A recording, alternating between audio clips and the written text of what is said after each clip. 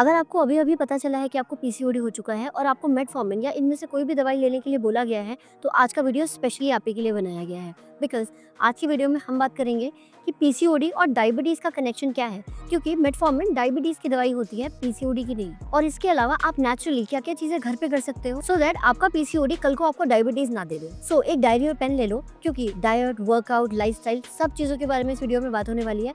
और अगर आपके किसी फ्रेंड को इस वीडियो की ज़रूरत होगी, प्लीज़ उनके साथ में ये वीडियो शेयर कर दीजिए। हाय, मेरा नाम मनीषा मेहता है। मैं एक क्लिनिकल और स्पोर्ट्स न्यूट्रिशनिस्ट हूँ और पिछले 12 सालों से I have been working with women for all things hormones. So PCOD और डायबिटीज का कनेक्शन समझने के लिए सबसे पहले ये समझना जरूरी है that PCOD is not just one disorder, it has the capability कि वो आपके सारे ही ऑर्गन सिस्टम्स को अफेक्ट कर सकता है। इसीलिए जिनको पीसीओडी होता है उनको आगे जाके इंसुलिन रेजिस्टेंस भी हो सकता है, डायबिटीज भी हो सकता है, हाइपोथायराइडिज्म भी हो सकता है। और जब किसी एक रीजन की वजह से बाकी सारे बॉडी सिस्टम्स अफेक्ट होते हैं, उसको बोलते हैं मेटाबॉलिक सिंड्रोम। इस वीडियो में हम पीसीओडी और डायबिटीज या इंसुलिन रेजिस्टेंस का कनेक्शन एक्सप्लोर करेंगे। और अगर आपको पीसीओडी से रिलेटेड और कोई क्वेश्चंस हो, then you can ask them in the comments and I will reply to them और I will make a detailed video about. So मुद्दे की बात पे आते हैं। पीसीओडी के पेशेंट्स को मेटफॉर्मिन खाने के लिए क्यों बोला जाता है?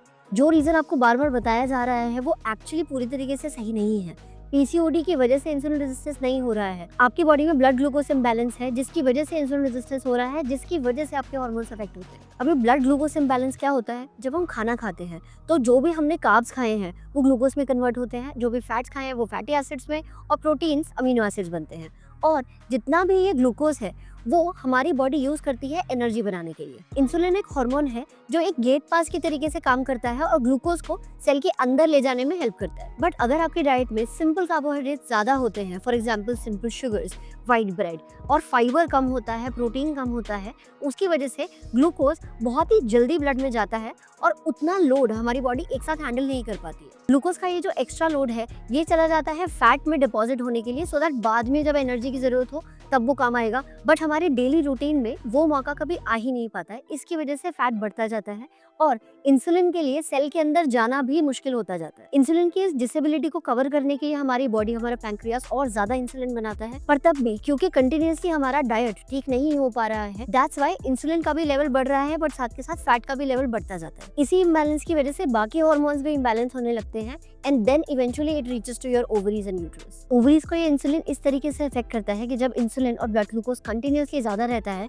उसकी वजह से ओवरीज में टेस्टोस्टेरोन का प्रोडक्शन भी बढ़ता है। And testosterone is a male hormone, इसीलिए जिन लड़कियों में टेस्टोस्टेरोन का लेवल ज्यादा होता है उनको facial hair, irritability, anger issues and extreme pain during periods होने लगता है। And second way this high insulin affects our ovaries is that हमारी ओवरीज एक और हार्मोन बनाती है जिसको बोलते हैं सेक्स हार्मोन बाइंडिंग ग्लोबुलिन, जो टेस्टोस्टेरोन को अपने पास पकड़ के रखता है सो दैट एक फीमेल बॉडी में टेस्टोस्टेरोन फ्री ना घूमे। बट जब इंसुलिन के लेवल हाई होते हैं तो एसएचबीजी का लेवल भी लो होने लगता है, जिसकी वजह से एक तो टेस्टोस्टेरोन का प्रोडक्शन ज्यादा हो रहा है, दूसरा उसको पकड़ के रखने के लिए भी कोई नहीं है। ये हाई टेस्टोस्टेरोन लेवल हर महीने एक हेल्दी एग बनने नहीं देता है, जिसकी वजह से मेंस्ट्रुअल इरेगुलरिटीज होने लगती है। और ये सारी हार्मोनल इरेगुलरिटीज तो स्टार्ट हो ही चुके हैं, but at the same time जिस फैट की हमने बात की थी जो साइमल्टेनियसली बढ़ रहा है, उसकी वजह से बॉडी में वेट गेन होने लगता है and that causes inflammation, eventually cravings and eventually more insulin resistance and diabetes. अगर आपके पीरियड्स ऑलरेडी इरेगुलर हैं तो ये भी पॉसिबल है कि आप ओव्यूलेट भी नहीं कर रहे हो, and ovulation is actually the hero event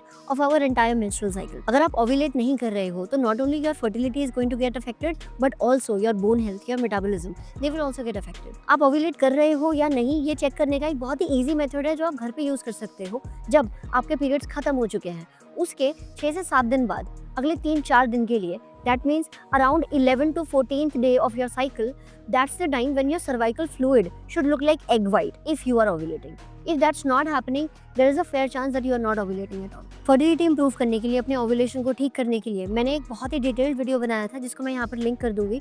you can go watch it and then start working on your fertility. अब बात करते हैं उस दूसरे बड़े रीजन की जिसकी वजह से आपको डायबिटीज हो सकती है अगर आपको पीसीओडी भी है तो। अगर आपको पीसीओडी है तो इस चीज के भी बहुत ज्यादा चांसेस हैं कि आपको ब्लोटिंग और क्रेविंग्स होती होंगी। रिसर्चेस में ये देखा गया है कि जिन लोगों को पीसीओडी होता है उनकी गट बैक्टीरिया का बैलेंस भी ठीक नहीं होता है। अगर आपके गट बैक्टीरिया आपसे खुश नहीं है तो ये भी होगा कि आपके न्यूट्रिएंट्स ठीक से एब्जॉर्ब नहीं होंगे। और हमारे गट को हमारा सेकंड ब्रेन भी बोला जाता है, बिकॉज हमारे गट में ही हमारे बहुत सारे हैप्पी हार्मोन्स जनरेट होते हैं if your nutrition absorption is fine. So blood sugar में इम्बैलेंस तो ऑलरेडी चल ही रहा है, ऑन टॉप ऑफ दैट जब आपके न्यूट्रिएंट्स भी ठीक से एब्जॉर्ब नहीं होते हैं, that further increases your risk of not having a normal hormonal balance. सो अगर आप ऑलरेडी इरेगुलर पीरियड्स पीसीओडी के साथ में सफ़र कर रहे हो और नेक्स्ट टाइम आपको क्रेविंग्स होती हैं, trust me it's not just about your will power, there is a lot of chemistry going on behind it. अच्छा let me stop for a second, science बहुत ज़्यादा तो नहीं हो रहा? तुम बोर तो नहीं हो रही ना? सो प्रॉब्लम की बात तो बहुत हो गई, अब करते हैं सोल्यूशन की बात। What are the things that you actually can do so that not only you reverse the risk of diabetes but also reverse your PCOD. Social media पे there is a sea of information about eat these 5 foods and magically your PCOD will disappear, but let me be honest with you, it's never going to work, and I'm sure if you have had PCOD for at least 1 or 2 years even, you would know कि ये सब चीज़ें काम नहीं करती, because I am sure आप try कर चुके हो। एक ग्रुप ऑफ हैबिट्स है जो आपको पीसीओडी रिवर्स करने में हेल्प करेगा, और ये सारी ही हैबिट्स सिर्फ एक चीज़ की तरफ जाती हैं, that is gaining muscle mass. आप अपने एक्सपीरियंस से ये चीज़ नोटिस कर सकते हैं। किसी दिन जब आपने बहुत ज़्यादा हैवी वर्क किया होता है, जब आपने फॉर एग्जाम्पल आपने घर शिफ्ट किया और आपने बहुत सारा सामान यहाँ से वहाँ उठा के रखा, या फिर any kind of work where you have actually used your muscles, उस दिन आपको भूख कुछ ज़्यादा ही लगती है। The reason for that is that when your muscles are active, they start behaving like that hungry kid जो भागता भागता आएगा, फिर खाएगा, फिर जाएगा, फिर भागेगा, फिर आएगा, फिर खाएगा। That's how our muscles function. They are like a sponge for all of the glucose जो हमारी बॉडी में फ्री घूम रहा है। और इसी वजह से अगर आपको अपने इंसुलिन सेंसिटिविटी को बढ़ाना है, इंसुलिन रेजिस्टेंस को ठीक करना है, तो मसल गेन करने के अलावा और कोई भी तरीका नहीं है which is going to work. And I know अगर मेरे पास कोई मैजिकल क्विक फिक्स सोल्यूशन होता तो शायद मेरे पास सोशल मीडिया नंबर्स भी होते, but this is how the world works and it's okay. They ask you how you are, you just have to say that you're fine when you're not really fine, but you just can't get into it because they would never understand. And I know as a female अभी भी हमारी country में बहुत सारी लड़कियां ऐसी हैं जो ये सारे प्रॉब्लम्स के साथ में सफ़र तो कर रही हैं, बट जिम जाने में या तो डर लगता है, या फिर कॉन्फिडेंस नहीं बन पाता है, या फिर समझ में नहीं आता है कि जिम जाके करेंगे क्या। So for all of those questions I would want to tell you, आपको डे 1 पे जाके हल्क बनने की जरूरत नहीं है। डे 1 पे आप जाके जो भी थोड़ा बहुत आपको समझ में आता है आप वो कीजिए। There are a lot of exercises that you can easily learn to do. In fact, if you want, here is a workout plan that you can start doing when you go to the gym. You can go to this website, type any exercise that you want from these, learn how to do it and start doing it in the gym. एक और question जो लड़कियों को होता है weight training को लेकर कि कहीं हमारी बॉडी बल्कअप तो नहीं हो जाएगी। द ट्रूथ इज कि हमारी बॉडी में जितना भी टेस्टोस्टेरोन अगर बढ़ भी जाए पीसीओडी के केस में, वो उतना कभी नहीं बढ़ेगा कि आप हल्का हो जाओ। हमारी बॉडी का प्राइमरी हार्मोन एस्ट्रोजन है, हमेशा वही रहेगा, और अगर एस्ट्रोजन से बल्कअप होती बॉडी तो बॉडी बिल्डर्स टेस्टोस्टेरोन नहीं लेते, एस्ट्रोजन के इंजेक्शंस लेते हैं। एंड अनदर फियर इज कि कहीं जिम जाके हमें इंजरी ना हो जाए।